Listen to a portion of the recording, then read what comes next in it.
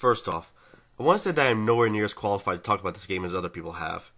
However, I do like action games, and me not playing a single game in the Devil May Cry series is a little blasphemous. Plus, most action games I play have light and heavy attacks, not just one attack and a style attack. In any case, though, I only recently bought it and played it, so I thought, fuck it.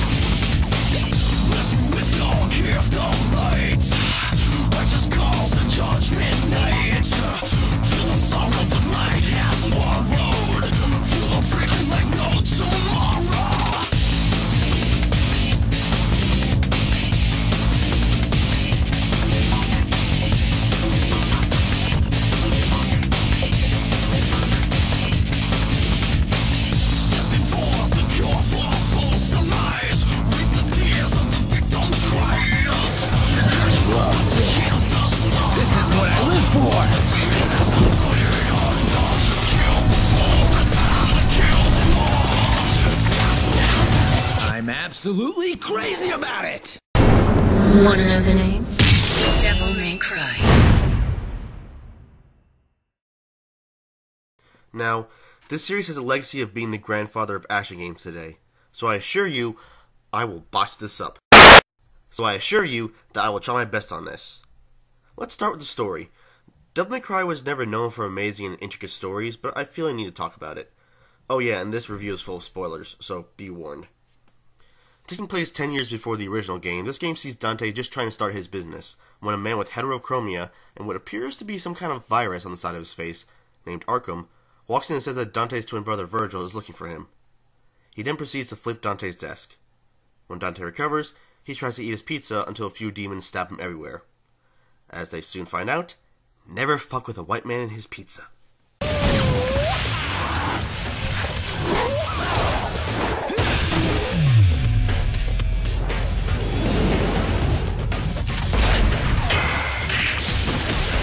After defeating the demons and stylishly putting on his jacket, Dante travels to the large, phallic tower that erected in town.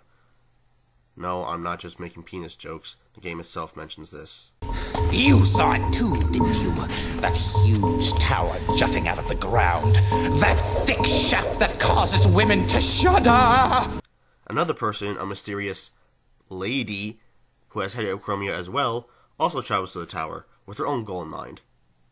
The story is the fairly basic good guy fights bad guy story, but does have enough plot twists and character development to keep things interesting.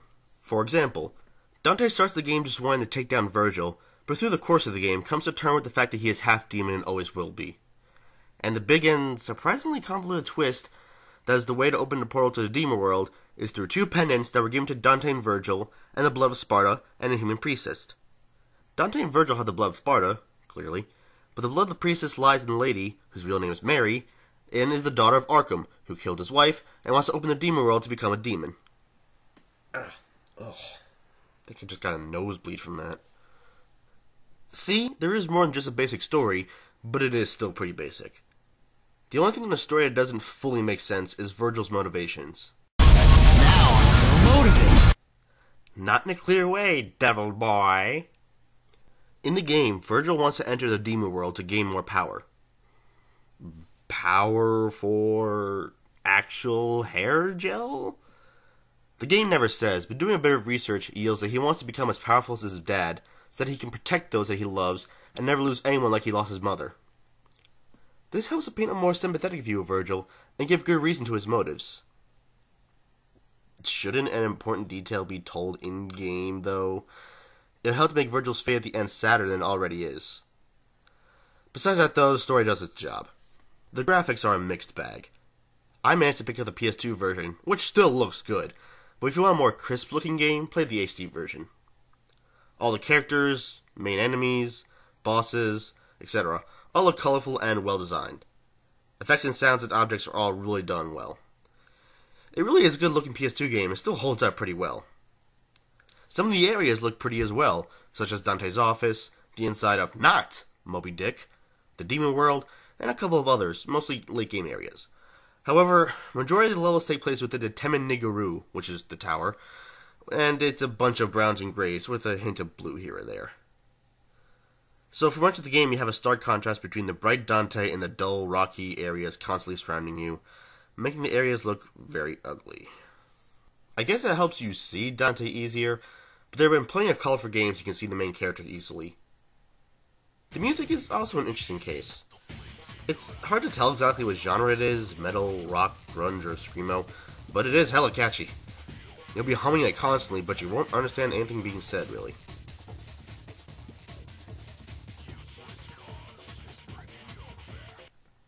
And of course, the stylish gameplay. You have a button dedicated to guns, a weapon, jumping, and style. The guns and jumping do exactly what you expect, and the weapon gives you your main method of attacking.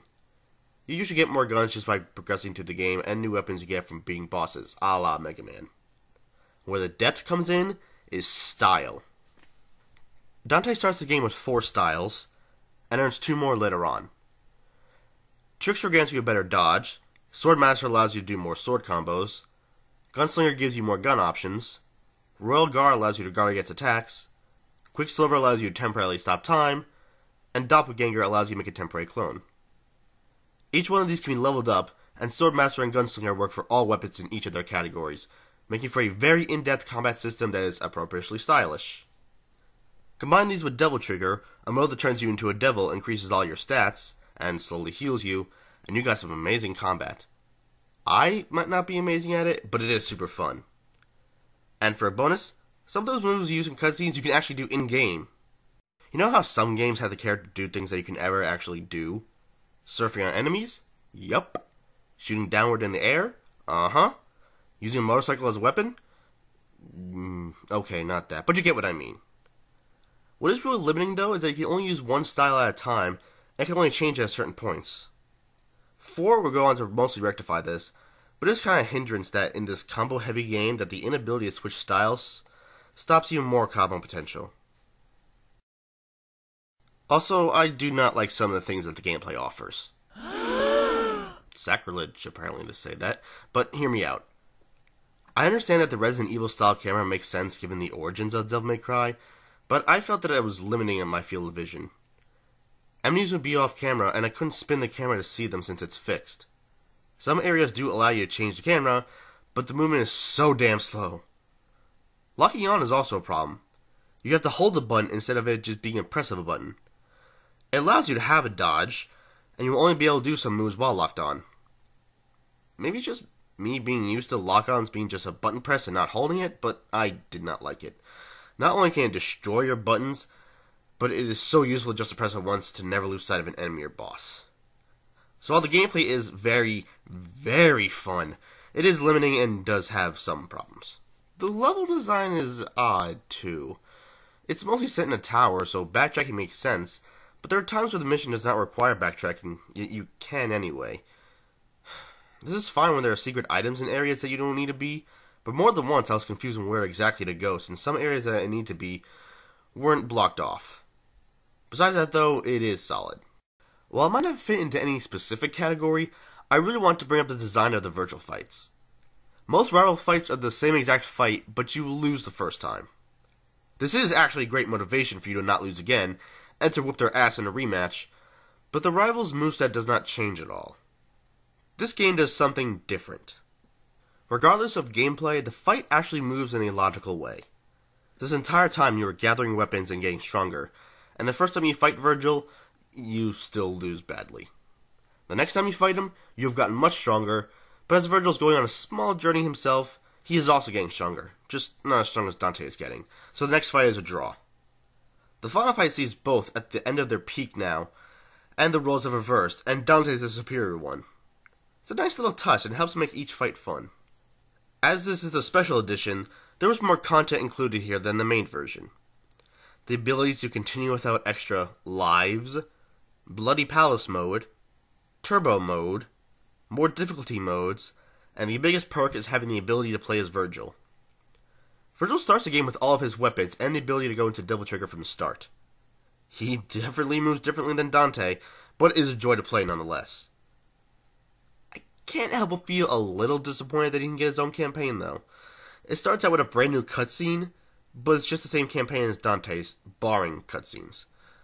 I feel that would have been more fun to have a separate, shorter campaign than Dante's, but just having the ability to play as him is great anyway. I am really glad I got to play this game. While there are problems, I can now greatly appreciate this series, and it helps I played with arguably the best one in the series. Not by my opinion, by the fandom's opinion. I give this game an 8.5 out of 10. Raise hell.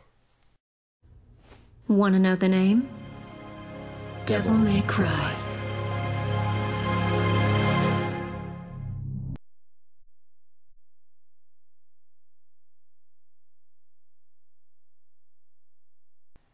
Each one of these can be leveled up, and Sword Master and guns.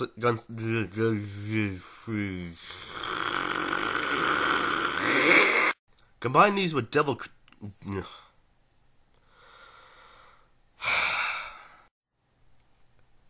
I am really glad I got to play this game. While there are problems, I can now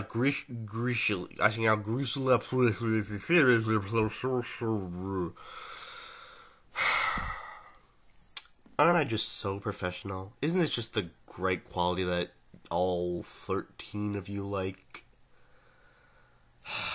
Let me try this again.